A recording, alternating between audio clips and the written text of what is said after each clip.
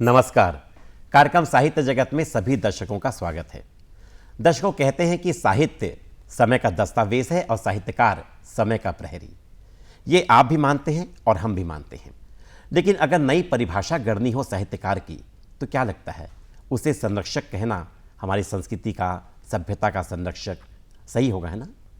अगर हम उसे माली कहें जो भविष्य का रोपण करता है, तो भी सही होगा। और अगर उसे हम वैद्य कहें जो सामाजिक मानसिक रोगों का उपचार करता है, तो भी सही होगा, है ना? आज के कार्यक्रम में हम आपकी मुलाकात एक ऐसी शख्सियत से करवा रहे हैं जो एक माली भी है, एक वैद्य भी और एक संरक्षिका भी। आप हैं अंचल की प्रख्यात कवित्री डॉक्टर राखी कोर्राम जी। आप पेशे से स्टाफ नर्स भी हैं। 12 काव्य संग्रह अब तक इनके पाठकों के बीच पहुंच चुके हैं। आइए इनसे और इनकी कविताओं से मुलाकात करें। राखी जी, इस कार्यक्रम में आपका बहुत बहुत स्वागत है। नमस्कार। राखी जी, सबसे पहले ये बताइए कि कविता लेखन, कहते हैं कि जब कोई रचनाकार अपनी रचना करता है तो बहुत सुकून मिलता है। तो कविता लेखन आपके लिए क्या है? सुकून है या जिम्मेदारी है? कविता लेखन अपने आप में एक सुकून भी है और जिम्मेदारी भी है। सुकून इसलिए कि व्यक्ति अपनी मन की बात दूसरों तक पहुंचा सकता है काव्य के माध्यम से और लोगों में एक भावना प्रेरित कर सकता है। और एक जिम्मेदारी है सामाजिक पारिवारिक जिम्मेदारी से वह अपने काव्य के माध्यम से लोगों में एक नई क्रांति ला सकता है, नए बदलाव ला सकता है, जिससे समाज में नया बदलाव आ सकता है। क्या बात है, बहुत खूबी से आपने जवाब दिया है।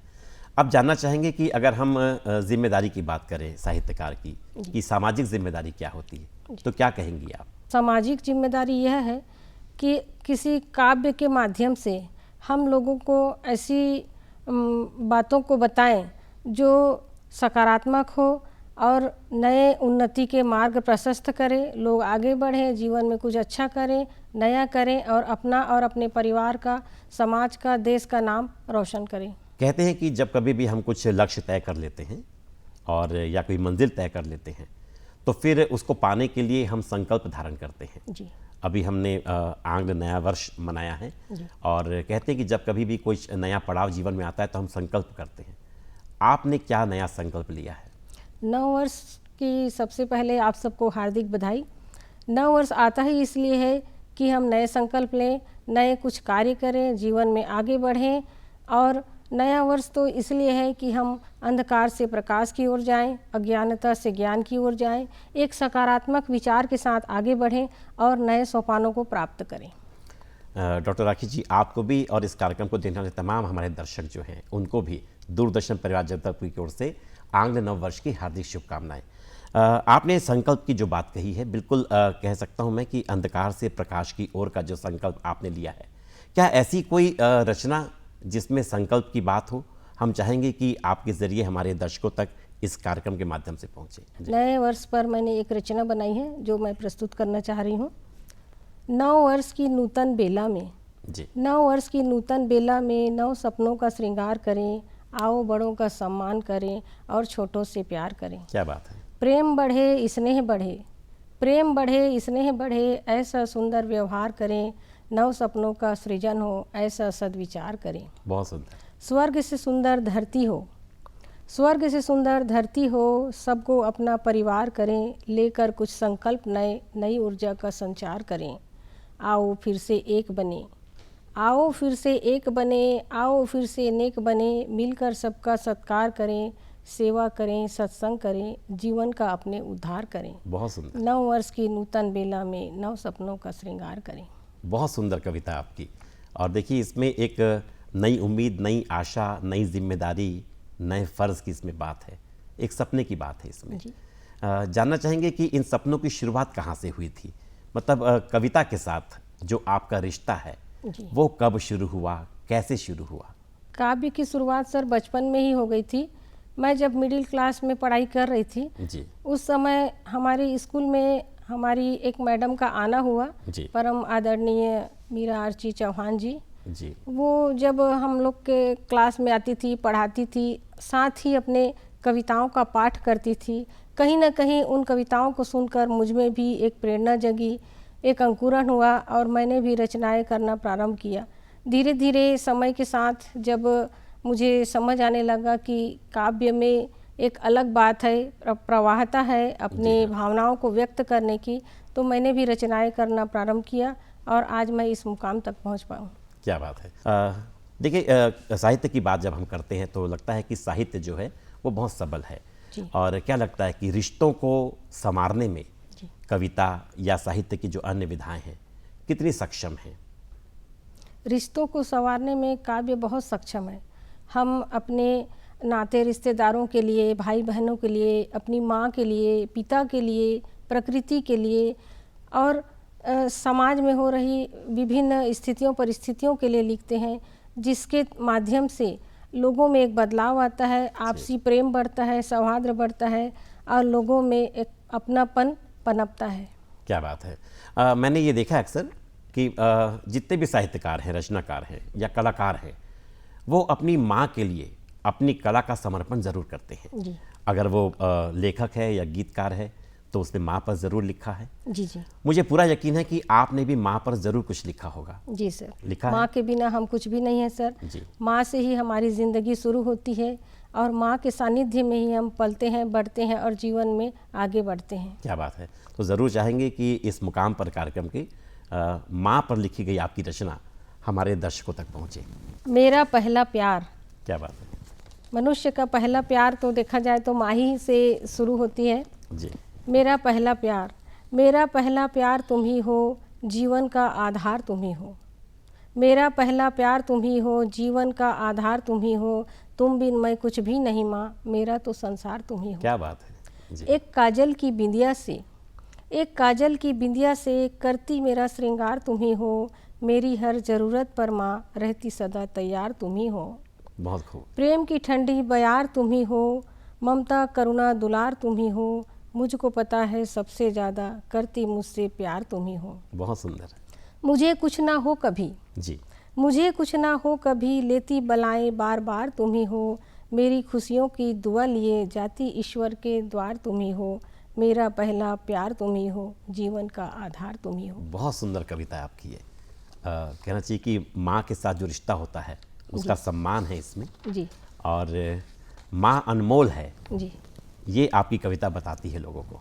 अच्छा, कितना सक्षम है साहित्यकार, क्या ताकत है साहित्यकार की, साहित्य की ताकत क्या है? साहित्य की ताकत बहुत है सर। साहित्य से समाज में, परिवार में, देश में एक नया बदलाव आता है, लोगों के सोच में परिवर्तन आता है। साहित्य को पढ़ते हैं, समझते हैं और उस तरह के विचार लोगों के मन में आता है और वे भी कुछ नया करने के लिए संकल्प लेते हैं, आगे बढ़ते हैं और इस तरह से अपने आप को और परिवार समाज को एक नया मुकाम देते हैं। जी, बिल्कुल सही कहा आपने। जब कविता की हम बात करते हैं तो देखिए, कविता जो है वो साहित्य की एक कोमल विधा है। जी। लेकिन कहते हैं कि कविता में बड़ी ताकत भी होती है। कितनी सच्चाई है इस बात में? काव्य में बहुत ताकत है सर। जी। काव्य एक ऐसी कोमल विधा है जिसमें बहुत भाव का प्रवाह होता है और सीधे व्यक्ति के मन मस्तिष्क को छू जाती है और व्यक्ति एक भावनात्मक प्रवाह में बह जाता है और उसे एक प्रेरणा मिलती है, उसका मार्गदर्शन भी करती है काव्य। और काव्य के प्रवाह से, काव्य के प्रभाव से जी। एक नया परिवर्तन आता है जीवन में, परिवार में, समाज में। तो निश्चित रूप से समाज के साथ साथ आप में स्वयं में, रचनाकार में भी परिवर्तन आया होगा। जी। और आपकी जो पहचान बनी है आज जी। इस साहित्य के माध्यम से, काव्य लेखन के माध्यम से, कितना संघर्ष रहा है इस पहचान को बनाने में? संघर्ष ही जीवन का आमंत्रण है। जब व्यक्ति संघर्ष करता है और संघर्ष करके आगे बढ़ता है तब वह एक नए मुकाम को हासिल करता है, अपनी एक नई पहचान बना लेता है। कहते हैं कि सोना जितना तपता है उतना निखरता है। उसी तरह से जो व्यक्ति जितना संघर्ष करता है, जितना अपने आप को सुदृढ़ बनाता है, तभी जाके एक नया मुकाम हासिल करता है, एक नई पहचान बना पाता है। क्या बात है। आपके अंदर का जो साहित्यकार है, आपके अंदर की जो कवियत्री है, उस रूप में भी जो सोना है वो तप करके कुंदन हुआ है, ये हमें पता है। और हम जानना चाहेंगे कि क्या संघर्ष से भरी या संघर्ष की प्रेरणा से भरी कोई कविता अगर आपके पास है तो ज़रूर चाहेंगे कि वो हमारे दर्शकों तक पहुँचे। जी सर। एक मेरी रचना है कामयाबी। जो कि कामयाबी किसी को ऐसे ही नहीं मिल जाती, उसके लिए बहुत संघर्ष करना पड़ता है जी। तो इसलिए मेरी एक रचना है कामयाबी। मंजिल खुद नहीं आती करीब, क्या बात है। मंजिल खुद नहीं आती करीब, तय करना पड़ता है रास्ता मंजिल तक जाने के लिए।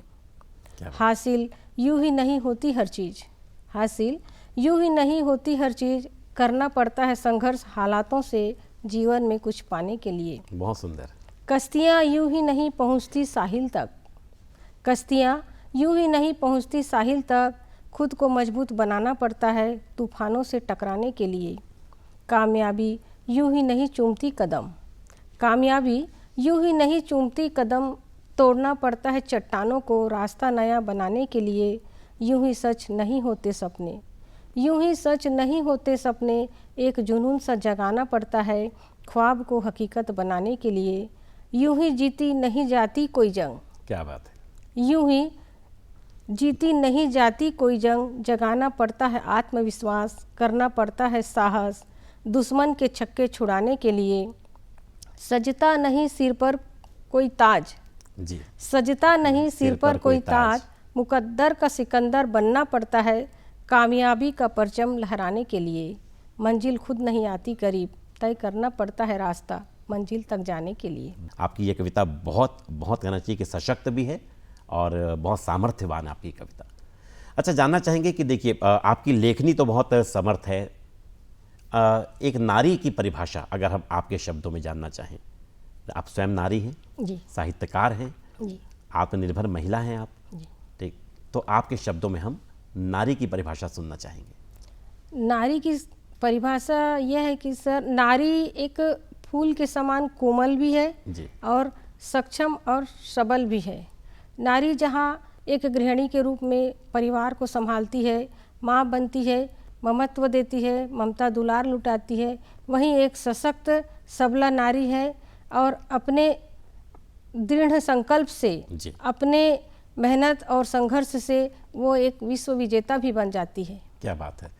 आपने बात शुरू की कि नारी जो है फूल की तरह कोमल भी है जी। और नारी के विश्व विजेता बन जाने की बात से अपनी आपने बात खत्म की है। जी। तो कहना चाहिए कि नारी का जो है स्वरूप बहुत कहना चाहिए कि विस्तृत है, व्यापक है, ये भी कह सकते हैं। जी।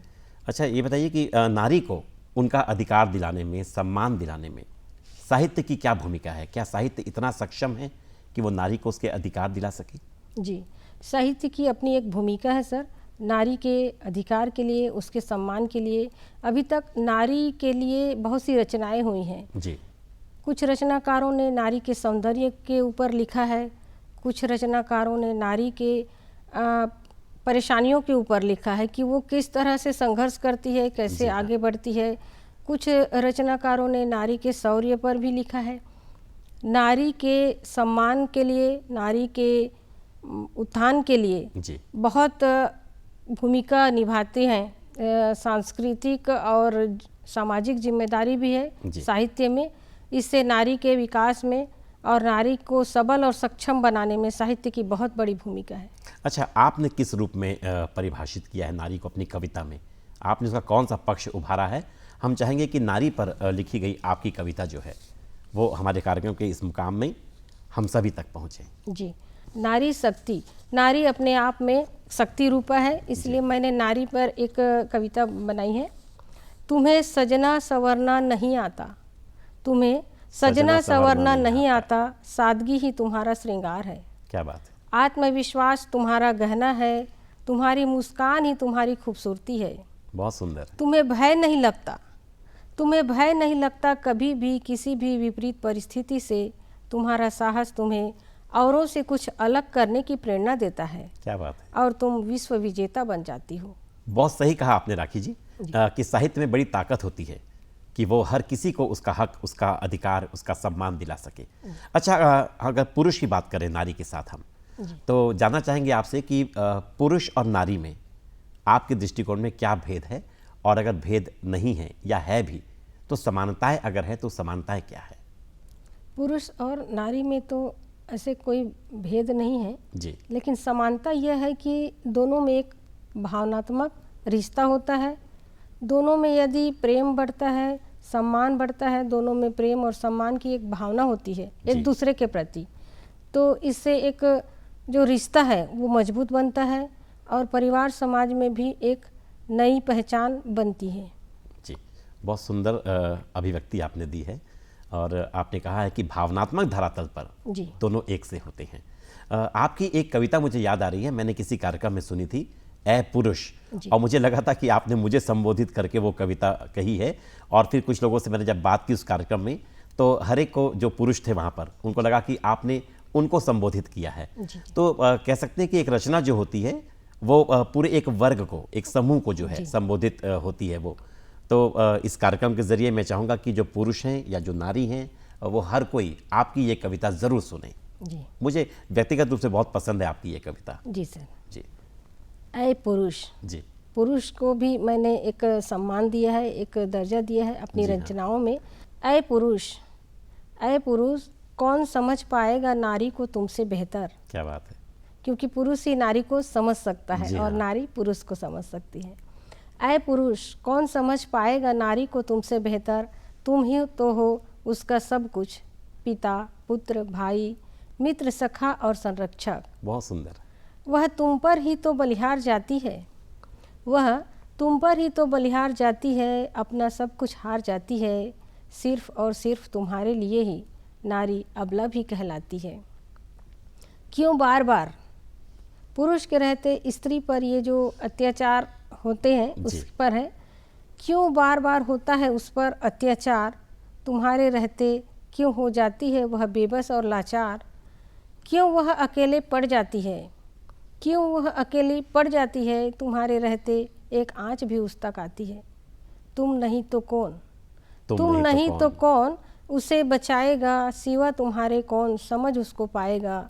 देखो उसकी तरफ जरा, देखो उसकी तरफ जरा, वह हर रूप में तुमको ही तो निहारा करती है और कहती है, ऐ पुरुष, कौन समझ पाएगा नारी को तुमसे बेहतर, तुम ही तो हो उसका सब कुछ, पिता, पुत्र, भाई, मित्र, सखा और संरक्षक। बहुत सुंदर आपकी ये कविता है और जितने भी लोग इस कविता को इस कार्यक्रम के जरिए अभी सुना है जिन्होंने, मुझे लगता है उन सब के अंदर भी कर्तव्य बोध ज़रूर जागा होगा कि पुरुष को नारी के सम्मान की लड़ाई उसके साथ मिलकर लड़नी है। देखिए, साहित्यकार की यही ताकत होती है कि वो समाज के लोगों की सोच जो है वो बदल देता है। और हमारे इस कार्यक्रम का उद्देश्य भी यही है कि विभिन्न जो रचनाकार हैं अंचल के, उनके ज़रिए, उनकी रचनाओं के ज़रिए हम समाज में एक सकारात्मक जो बदलाव है वो लेकर के आएँ। आपसे जानना चाहेंगे हम कि 12 काव्य संग्रह अब तक आपके आ चुके हैं। जी सर। तो अगला पड़ाव क्या है अब? अगला पड़ाव है सर एक काव्य संग्रह है, परिणय। परिणय जी, ये नया काव्य संग्रह। नया काव्य संग्रह है। आज के परिवेश में जिस तरह से नई पीढ़ी के जो नौजवान हैं जी वो अपने संघर्ष तो कर ही रहे हैं अपने लिए, साथ ही विवाह को लेकर, शादी ब्याह को लेकर उनके मन में एक झिझक है।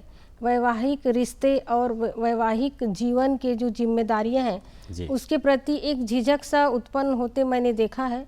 इसलिए मैंने सोचा कि कुछ एक काव्य रचना बनाऊं जिसमें लोगों को एक प्रेरणा दे सकूं, एक ऐसा ज्ञान बता सकूं कि पारिवारिक और सामाजिक जिम्मेदारी को निभाने के लिए विवाह एक केवल बंधन नहीं है, ये एक नाजुक सा रिश्ता है जिसको हर किसी को बड़े जिम्मेदारी के साथ निभाना पड़ता है, तब जाके ये रिश्ते की जो डोर है वो मजबूत बनती है।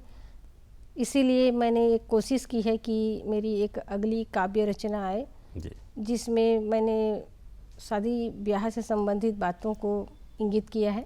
और बहुत सही समय पर मुझे लगता है आपका ये काव्य संग्रह जो है वो आने वाला है, क्योंकि आजकल जो समाज में हम देखते हैं परिवेश है, इसमें शादी ब्याह जैसे जो संस्था है उस पर लोगों का विश्वास जो है वो थोड़ा डगमगा रहा है। प्रश्न चिन्ह लग रहे हैं कि बदले हुए परिवेश में, बदले हुए दौर में, बदली परिस्थितियों में जो है शादी ब्याह जैसा जो रिश्ता है वो बहुत सारे सवालिया निशानों के घेरे में है। और मुझे लगता है कि आपका ये काव्य संग्रह जो है ये निश्चित रूप से वह एक उत्तर देगा, एक निराकरण जो है वो लोगों के सामने रखेगा। वो आपको दूरदर्शन परिवार जगदलपुर की ओर से आपके इस नए काव्य संग्रह परिणय के लिए हम बहुत बहुत शुभकामनाएं देते हैं राखी जी। धन्यवाद सर। अच्छा राखी जी, अब बात करेंगे आंचलिक रचनाओं की। क्या लगता है आंचलिक रचनाएं कितनी महत्वपूर्ण होती हैं हम जब अपने अंचल की भाषा में जी या अपनी मातृभाषा में जब अपनी बातों को कहते हैं तो हम सहज हो जाते हैं जी और आसानी से अपनी बातें हम किसी से कह पाते हैं, उनकी बातों को समझ पाते हैं और उन्हें भी अपनी बातें समझा पाते हैं। जब आंचलिक विषयों पर या अपने अंचल की जो सांस्कृतिक धरोहर है उस जी पर हम रचनाएं बनाते हैं तो हम अपने अंचल की जो एक गौरव है, गरिमा है, उसको जी। बढ़ाते हैं। उसके बारे में लोगों को जानकारी मिलती है, जानते हैं और इस तरह से हम अपने आंचलिक जो रचनाएं हैं उससे अपने अंचल की जी जो बातें हैं उसको देश विदेश तक पहुंचा सकते हैं। तो कार्यक्रम के इस पड़ाव में ज़रूर चाहेंगे कि जाते जाते जो है अपने दर्शकों से विदा लेते रहते आपकी आंचलिक एक रचना हम ज़रूर सुन लें। चाहेंगे कि आप हमारे दर्शकों को अपनी आंचलिक रचना ज़रूर सुनाएं। जी सर, एक अपने मातृभाषा, मैं चूँकि छत्तीसगढ़ से हूँ, जी हाँ, इसीलिए मैंने छत्तीसगढ़ी में एक रचना बनाई है क्या बात है। जिसमें मैंने एक वृद्ध व्यक्ति के हालात हैं उन पर एक रचना बनाई है। जी सुरता। सुरता। जी, छत्तीसगढ़ी में सुरता याद जी। तो इस पर मैंने एक रचना बनाई है सुरता। तो एक वृद्ध व्यक्ति कहता है अपने बेटे से, मोला सुरता नहीं है बेटा रे, मोला सुरता नहीं है ना। क्या बात है। वो भूल जाता है अपनी बातें, जी हाँ, बार बार भूलता है तो उससे कभी कभी उसको डांट भी पड़ती है जब उनको उनकी परिस्थितियों को नहीं समझ पाते जी तो कहता है, मोला सुरता नहीं है बेटा रे, मोला सुरता नहीं है ना। काला कहाँ मढ़ा डरे औ काला कहाँ गवा डरे, मोला सुरता नहीं है बेटा, बहुत सुंदर। मोला सुरता नहीं है बेटा रे, मोला सुरता नहीं है ना। कौन जनी मैं जानाऊ नहीं, काबर ऐसने भुला थाऊँगा, मोर सुरताला का हो जाथे, मैं रही रही काबर भुला थाऊँगा। अब तही बता मैं का करऊँ, कहाँ जाऊँ कौन ला कहूँ, मोला सुरता नहीं है बेटा रे, मोला सुरता नहीं है ना।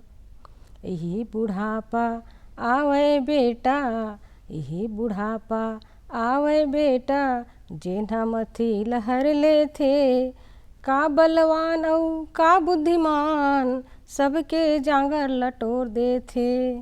एमा कखरो गलती नहीं है, ए मालिक के माया, मोला सुरता नहीं है बेटा रे, मोला सुरता नहीं है ना। क्या बात है। आपकी इस कविता में छत्तीसगढ़ की माटी की जो गंध है, जो महक है, वो भी है और साथ ही अपनापन भी है। देखिए, आपने बहुत सही बात कही कि जब अपनी बोली में हम अपनी भावनाओं का संप्रेषण करते हैं तो वो बहुत प्रभावशाली ढंग से होता है। तो राखी जी, इस कार्यक्रम में आने के लिए, अपनी कविताओं के जरिए हमारे दर्शकों से रूबरू होने के लिए हम आपका बहुत बहुत धन्यवाद करते हैं। धन्यवाद।